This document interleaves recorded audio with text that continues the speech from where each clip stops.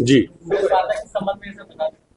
ये प्रेस वार्ता हम लोगों को संज्ञान में आया था कि बैंकों से लोन लेकर के पब्लिक मनी का मिसयूज किया जा रहा था। जब हम लोगों को इस बारे में जानकारी मिली तो हम लोगों ने इस मामले का रिप्रेजेंटेशंस सभी कॉम्पिटेंट अथॉरिटीज़ को लिखा।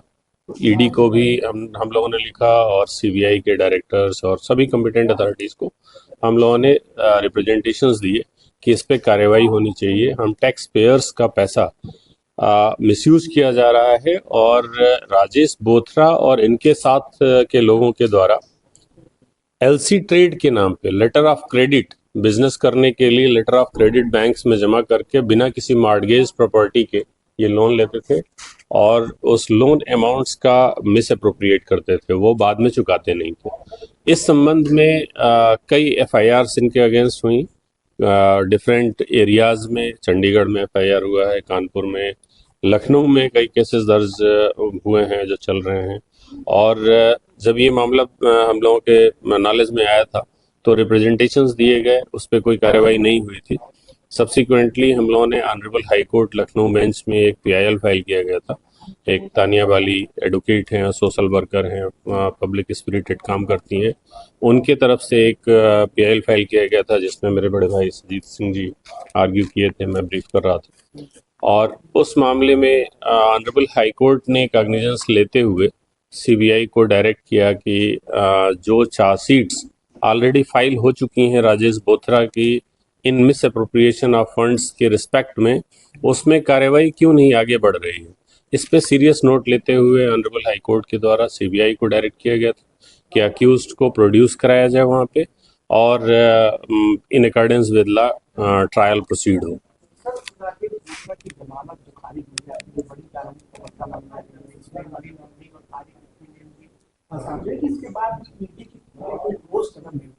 जी, जी। ये प्रकरण जब हम लोगों ने पीआईएल किया था और उसके बाद से सीबीआई को ऑनरेबल हाई कोर्ट ने डायरेक्ट किया था, उसके बाद से सीबीआई सक्रिय हो गई थी और इनको भारत लाने के लिए सिंगापुर में ये रह रहे थे। इनको भारत लाने के लिए पुरजोर कोशिश किया जा रहा था। इसी बीच में सीबीआई जब ये इंडिया में विजिट किए थे 13 नवंबर 2025 को, उस समय सीबीआई इन्हें अरेस्ट की दिल्ली से और सीबीआई के द्वारा लखनऊ के उस केस में प्रोड्यूस किया गया 14 तारीख को, 14 नवंबर 2025 को। और उसके बाद से इनको जुडिशियल कस्टडी में लिया गया। जुडिशियल कस्टडी में आने के बाद जो पहले से भी चार्जशीटेड मैटर्स थे उनमें भी संज्ञान लिया गया और उसमें भी इनका जुडिशियल रिमांड्स हो चुका है, जिसमें से एक मुकदमे में कल इनकी बेल खारिज हुई है एडीजे सीबीआई कोर्ट से और अभी ये जेल में ही रहना होगा कुछ दिनों तक इनको। ईडी का इन्वॉल्वमेंट हम लोग इसलिए चाहते हैं क्योंकि ये जो पब्लिक सेक्टर के बैंकों से इन्होंने लोन लेकर के और उसका मिसयूज कर रहे थे, उस प्रोसीड ऑफ क्राइम मनी को रिकवर करने के लिए ईडी को इन्वेस्टिगेट किया जाना आवश्यक है और ईडी के द्वारा ये पैसे तभी वापस लाए जा सकते हैं जिससे कि हमारे देश का ग्रोथ हो। और हम टैक्स पेयर का पैसा है और टैक्स पेयर्स का पैसा मिसयूज करके कोई अपने लिए यूज किया जा रहा है किसी के द्वारा और उस पर कोई ठोस कार्रवाई नहीं हो पा रही है।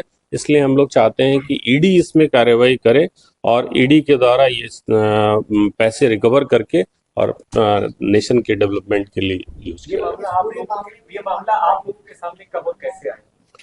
2024 में ये मामला एक पब्लिक स्पिरिटेड पर्सन्स के द्वारा जब हम लोगों को बताया गया कि इस तरह से नेशनलाइज्ड बैंक से पैसे लेकर के और जमा नहीं हो रहा है, तब हम लोगों ने ये रिप्रेजेंटेशंस देने शुरू किए थे।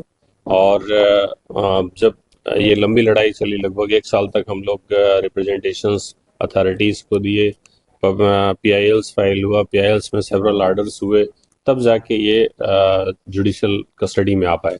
इतने बड़े लेन देन इसमें हुई है 4000 करोड़ के आसपास का, सीबीआई इन्वॉल्व हुई लेकिन ईडी इन्वॉल्व अभी तक नहीं की गई।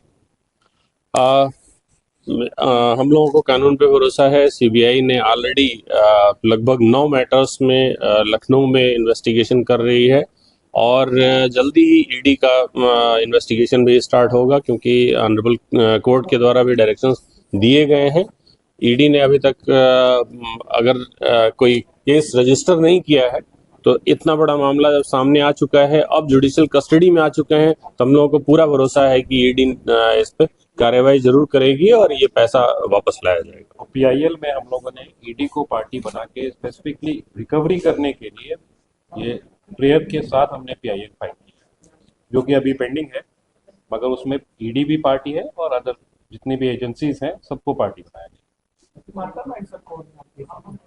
राजेश बोथरा और उनके एम्प्लॉइज के द्वारा ही सेल कंपनियां बनाई गई हैं, तो मास्टरमाइंड तो राजेश बोथरा ही दिखते हैं, जो डिफरेंट केसेस में अलग अलग कंपनियों का यूज करते हुए सेम मोडस ऑपरेंडाई में एलसी ट्रेड का बिजनेस के नाम पे पैसे लेते हैं और वापस नहीं करते हैं बैंक से। बैंक के भी तो फंड लिखता है, बैंक के अधिकारी बैंक के अधिकारियों के अगेंस्ट कोई चार्जशीट नहीं आया है, सीबीआई को कोई ठोस अभी उस पे नहीं मिला है, या शायद ईडी के द्वारा जब इन्वेस्टिगेशन किया जाए तो उसमें सामने आ सकता है।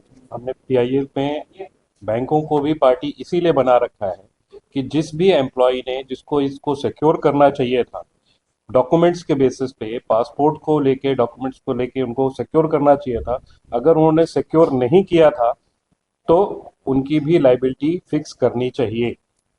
बिल्कुल। सिंगापुर में भी इनके ऊपर केस चल रहा है, राजेश बोथरा के। जी वो क्या केस है, क्या वो उससे रिलेटेड है, क्या वो जी। फ्रॉड का केस है? सिंगापुर में भी इन बैंकों के द्वारा जब रिकवरीज के प्रयास किए गए अपना लोन अमाउंट्स का, उस समय सिंगापुर कोर्ट्स में केस चले और राजेश बोथरा के द्वारा ये बताया गया कि जिससे हमें पैसे वापस आने थे, जो सप्लाई जिसको दिखाया था इन्होंने, वो इंसॉल्वेंट हो गई हैं कंपनियां, और अपनी उस इंसॉल्वेंसी के आधार पे इन्होंने पैसे वापस करने से मना किया। डॉक्यूमेंट में लिखा है कि पैसा वापस इंडिया भी आ रहा है, कुछ कंपनीज में लगा है, बिल्कुल। तो वही गया तो वही दे दिया गया। वो क्या मामला? राजेश बोथरा और उनके फैमिली मेंबर्स के नाम से कई कंपनियां रजिस्टर हुई, जिसमें आरबी इन्वेस्टमेंट एक कंपनी का नाम आता है। पहले राजेश बोथरा उसमें डायरेक्टर होते हैं, सब्सिक्वेंटली उनकी वाइफ उसमें डायरेक्टर हो जाती हैं, रश्मि बोथरा, और उस कंपनी के द्वारा बहुत सारे स्टार्टअप कंपनीज में इन्वेस्टमेंट्स किए गए हैं। जो हम पब्लिक मनी की बात करते हैं कि पब्लिक मनी का मिसयूज करके ये ग्रैब किया गया और अपने पर्सनल यूज में उसको लिया जा रहा है, ये इन्वेस्टमेंट्स किया जा रहा है। इन पैसों का यूज नेशन के डेवलपमेंट में होना चाहिए, और ये लोग इस मिस अप्रोप्रिएशन के माध्यम से उसका मिसयूज कर रहे हैं। ठीक है, रजिस्टर्ड ऑफिस है, वो एक बंद दुकान बताई जा रही है, इसके बावजूद उनको लोन सैंक्शन हो गया। ये कैसे?